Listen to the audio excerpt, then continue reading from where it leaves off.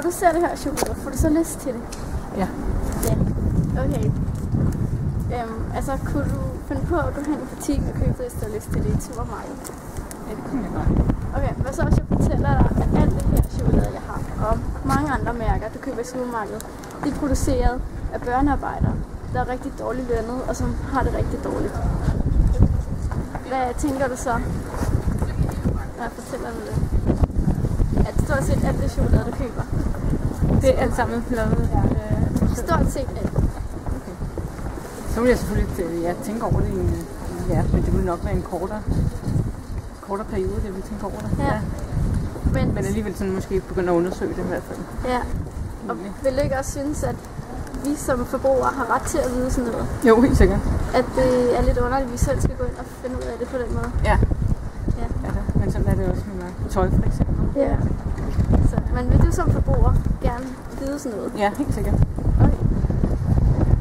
Tak. Når du ser det her chokolade, ikke? Får du så lyst til det? Ja. Okay, kunne du godt finde på at gå ind i supermarkedet og købe det? Det kunne jeg nok godt. Ja. Okay, hvad så hvis jeg fortæller dig, at stort set alt det chokolade, du kan købe i supermarkedet, det er børnearbejdere, der producerer det, og som lever under rigtig dårlige vilkår, og som næsten ikke kan tjene. Ja, så har man ikke rigtig lyst til at købe det. Nej. Men er du som forbruger, vil du være glad for at vide sådan noget her? Ja, det vil jeg faktisk, fordi jeg tror, at mange de vil sætte pris på at få det at vide, så det ligesom... Altså, der er jo ikke nogen her i Danmark, der går ind for børnearbejde, så hvis de vidste, at det var børnearbejdere, der lavede den her chokolade,